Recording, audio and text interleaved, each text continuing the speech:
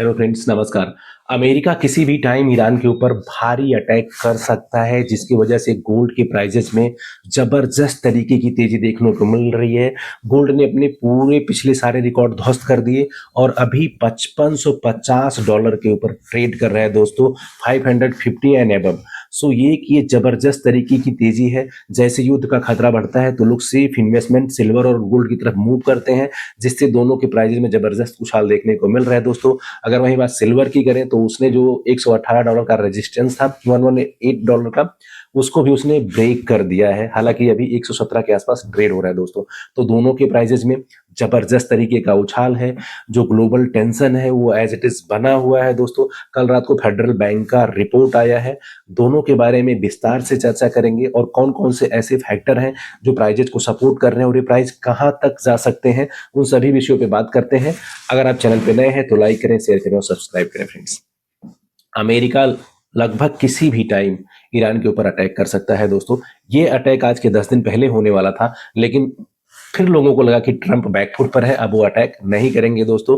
क्योंकि उनको जो ईरान के आसपास के जितने सारे कंट्रीज हैं, चाहे आपका कतर हो गया, सऊदी अरेबिया हो गया, यूएई हो गया, मिडल ईस्ट, इन सभी ने अपने लैंड को यूज करने के लिए अमेरिका को मना कर दिया और अमेरिका मान भी गया।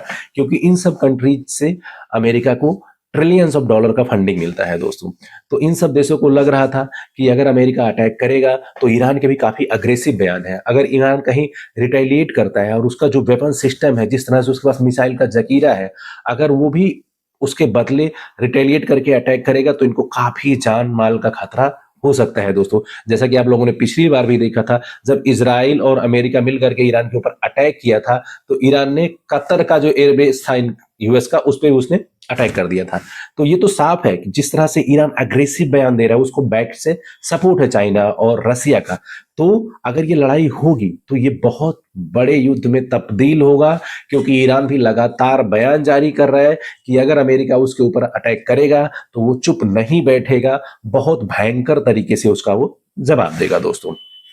अब युद्ध का आते ही जिस तरह से प्राइजेज में, जिस तरह से लोगों का इन्वेस्टमेंट की, सेफ इन्वेस्टमेंट की तरफ रुझान बढ़ा है सिल्वर और गोल्ड की तरफ, उससे प्राइजेज में जबरदस्त तरीके की तेजी देखी जा रही है।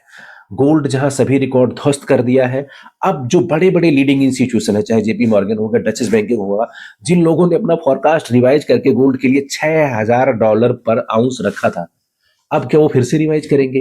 क्योंकि ये बहुत ज्यादा गैप नहीं है। जो गोल्ड और सिल्वर का रेशियो नीचे आ गया था, वो कहीं ना कहीं 50 से नीचे आ गया था, वो कहीं ना कहीं रिकवरी होता दिखाई दे रहा है। क्योंकि जिस तरह से गोल्ड के प्राइसेस भाग रहे हैं, वो इसका बात का संकेत है कि सिल्वर में ड्रॉप डाउन आ नहीं रहा, पुल बैक आ नहीं रहा, तो गोल्ड को ही आगे बढ़ करके उसको रिकवरी करना पड़ेगा, रेशियो को मेंटेन करना पड़ेगा दोस्तों। तो ये अभी तक का सिचुएशन है। साथ के साथ अगर मैं कल फेडरल बैंक की रिपोर्ट की बात करूं तो रेट कट में कोई चेंजेस नहीं है, rate of interest as it is है। फेडरल बैंक के चेयरमैन ने कहा है कि वहां के एम्प्लॉयमेंट में तो थोड़ा स्टेबिलिटी है, लेकिन महंगाई बढ़ी हुई है दोस्तों। तो इससे ये पता चलता है कि अभी तो रेट ऑफ इंटरेस्ट में कोई कटौती नहीं हुई है, लेकिन जो अगला टर्म्स है मई जून का, तो जून में एक्सपेक्टेड है कि फेडरल के रेट ऑफ इंटरेस्ट भी कट होंगे।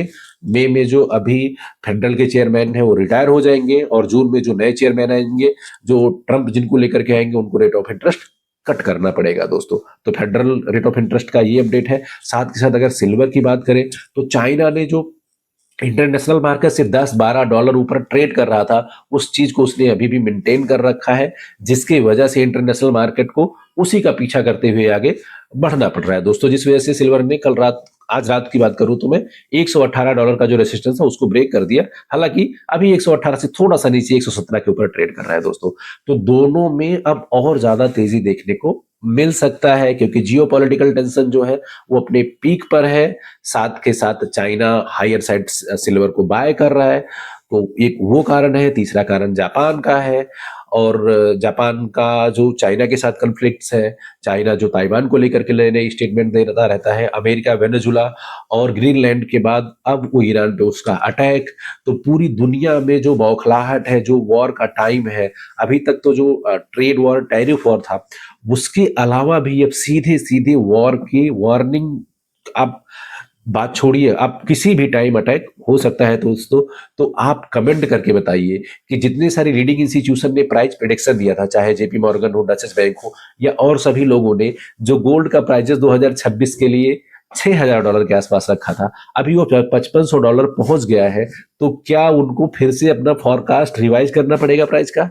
और अगर वो करेंगे तो कितना करेंगे, ये आप कमेंट करके बताइए। साथ के साथ सिल्वर में जिस तरह से तेजी बनी हुई है, कोई करेक्शन नहीं देखने को मिला है अक्टूबर के बाद से, तो उसमें जो एक करेक्शन एक्सपेक्टेड है वो कब आएगा? 15 से 30% के बीच का पुल बैक। हालांकि अब तो जो $10 से $12 का रेंज है वो चल रहा है, कभी $10 ऊपर, कभी $10 नीचे, कभी $5। इस तरह से सिल्वर में इस तरह का फ्लैक्चुएशन है, जहां हमें साल भर में $2-4 का मूवमेंट नहीं देखने को मिलता था, सिल्वर में वो अब एक दिन में $5 से $10 का मूवमेंट है दोस्तों। तो पुल बैक तो एक है, लेकिन मेजर करेक्शन नहीं आया है। तो आप ये दो चीज कमेंट करके बताइए कि क्या अब सभी लीडिंग इंस्टीट्यूशन को प्राइस अब रिवाइज करना पड़ेगा सिल्वर और गोल्ड का? Thank you.